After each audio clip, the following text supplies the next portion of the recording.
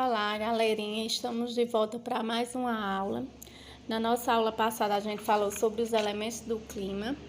Nessa aula de hoje, a gente vai falar sobre os fatores climáticos, como alguns fatores influenciam o comportamento dos elementos climáticos e determinam os diferentes tipos de clima da Terra. Os fatores do clima dão características específicas ao clima de uma região, explicam a variação dos elementos climáticos. Primeiro fator do clima que a gente vai ver sobre a latitude. Cada região da superfície terrestre recebe diferentes intensidades de radiação solar em virtude da forma esférica do planeta e de sua inclinação, e isso sofre variações ao longo do ano por causa do movimento de translação. Quanto mais próxima uma região está do Equador, mais iluminada e aquecida ela é. Quanto mais distante, menos iluminada e aquecida. Isso ocorre porque, à medida que nos afastamos do Equador, aumenta a inclinação de incidência dos raios solares sobre a superfície terrestre, fazendo com que uma mesma quantidade de energia tenha que aquecer uma superfície maior. Portanto, quanto maior a latitude, maior a região a ser aquecida pela radiação solar, o que torna a temperatura mais baixa. Essa variação latitudinal na inclinação dos raios solares na superfície terrestre determina 3 grandes zonas climáticas, que são a zona polar, a zona temperada e a zona intertropical. Já o movimento de translação determina que cada hemisfério, norte e sul, receba diferentes intensidades de radiação solar ao longo do ano, de acordo com a posição do planeta em sua órbita. Portanto, a latitude é um dos fatores que determinam as diferentes intensidades de luz e calor na superfície da Terra, influenciando os climas do planeta. Sobre a altitude, o aumento da temperatura nas camadas inferiores da atmosfera acontece por causa do calor absorvido pela sua superfície terrestre e depois irradiado. Quanto maior a altitude, menor é a concentração de gases. Dizemos que o ar é mais rarefeito e menor é a capacidade de armazenar o calor. Portanto, menor também é a temperatura. Em média, ela diminui 0,6 graus Celsius a cada 100 metros. A circulação geral da atmosfera. A energia que chega à Terra com a radiação solar é a grande responsável pelo mecanismo dos ventos. Isso é, pelo movimento sistemático do ar. De maneira simplificada, esse mecanismo funciona da mesma forma. O ar, quando aquecido, fica mais leve e sobe, diminuindo a pressão sobre a superfície.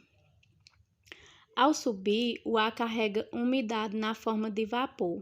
Ao atingir partes mais altas da troposfera, ele se resfria e o vapor se condensa em gotículas, que formam as nuvens. Com a queda de temperatura provocada pela altitude, ele fica pesado e desce, aumentando a pressão sobre a superfície e expulsando os ventos, que aquecidos reiniciam o ciclo. A circulação geral da atmosfera é determinada pelas diferenças de pressão em função do aquecimento desigual do globo terrestre, já que na zona intertropical do planeta a radiação solar é mais intensa do que nas zonas temperadas e polares. Deslocamento das massas de ar.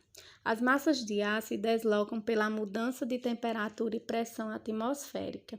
Elas são grandes volumes da atmosfera que se originam quando o ar permanece estacionado sobre extensas superfícies homogêneas, como as zonas polares, os desertos, os oceanos ou as grandes florestas. Ao ficar sobre essas superfícies por um tempo, adquirem suas características de temperatura, umidade e pressão. É por isso que existem massas de ar frias ou quentes, secas ou úmidas. Ao se deslocarem, por causa das diferenças de pressão, carregam as condições de temperatura e umidade de onde se originaram e interagem umas com as outras, provocando grande troca e distribuição de calor pelo planeta. No inverno, a massa polar atlântica ganha força e se desloca até a Amazônia. Mas isso acontece somente em algumas ocasiões e não durante todo o inverno. O mesmo ocorre com as demais massas. As áreas de abrangência de cada uma delas são muito variáveis ao longo do ano e também dentro das estações. Em razão da diferença de pressão, a massa polar atlântica, que se forma no sul do Oceano Atlântico, vai se deslocando em direção ao Equador e, à medida que entra em contato com superfícies mais quentes e massas tropicais, ela se aquece. Em sua trajetória, ela transfere parte das baixas temperaturas de sua região de origem para áreas localizadas na zona tropical, e em razão disso, a temperatura dessas regiões é amenizada e a quantidade de umidade muda porque o encontro de uma massa de ar quente com uma fria ocorrem chuvas chamadas frontais, foi o que a gente viu na aula anterior, na aula passada. As massas equatoriais e tropicais são quentes, as continentais são secas e as oceânicas úmidas. Entretanto, a massa equatorial continental também é úmida, porque se forma na floresta e capta tanto o vapor da superfície quanto o expelido pela vegetação. No litoral, é possível entender os mecanismos de deslocamento do ar pelas diferenças de temperatura e pressão atmosférica por meio do comportamento das brisas. As brisas sopram do oceano para o continente durante o dia e invertem de direção durante a noite, em função das diferenças de retenção de calor destas duas superfícies e, consequentemente, das diferenças de temperatura. Maritimidade e continentalidade.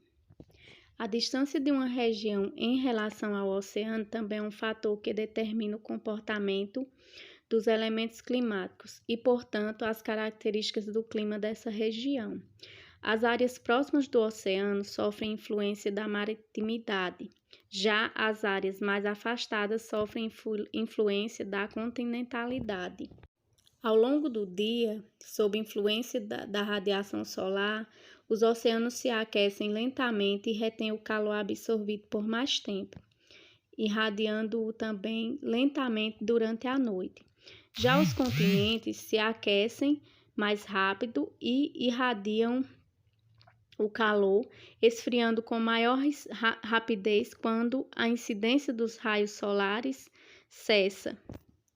Em virtude disso, em geral, nas áreas próximas ao oceano, a diferença entre as temperaturas mais altas e mais baixas ao longo dos dias é menor em relação às áreas que estão no interior dos continentes. A diferença entre a temperatura máxima e a mínima durante um dia é chamada de amplitude térmica diária. Ao longo do ano, verificam-se também diferenças na amplitude térmica entre as áreas mais próximas dos oceanos e as mais distantes. Em escala planetária, a diferença na quantidade de terras emersas entre o hemisfério sul e o hemisfério norte determina diferenças de temperatura e pressão e, consequentemente, uma dinâmica atmosférica diferente nos dois hemisférios.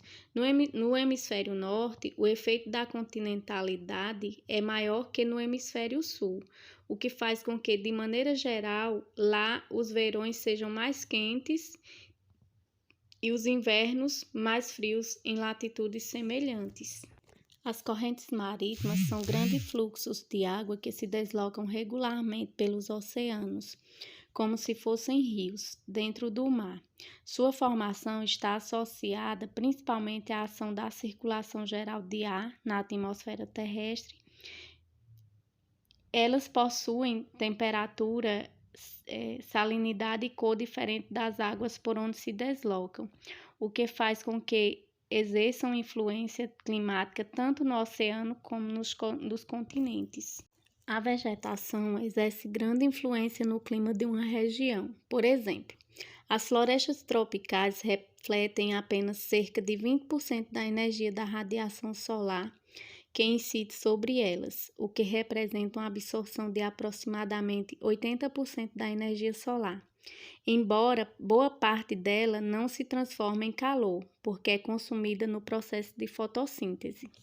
Assim, quando uma área é desmatada, a temperatura diurna aumenta, pois os raios solares passam a incidir diretamente sobre o solo, que é aquecido e irradia calor para a atmosfera. Porém, durante a noite, a temperatura desse local tende a diminuir rapidamente, porque sem as plantas, a quantidade de água armazenada no solo e na vegetação é menor. A água tem a propriedade de reter o calor por mais tempo do que a terra e irradia esse calor lentamente durante a noite. Por isso, quando há água no ambiente, tanto no ar quanto no solo, a temperatura cai menos durante a noite em comparação com a temperatura do dia. O relevo é um fator climático que, além de exercer influência direta na altitude e, portanto, nas temperaturas médias, pode facilitar ou dificultar a circulação das massas de ar e determinar o clima de uma região. Terminamos por hoje nossa aula. Até a próxima aula.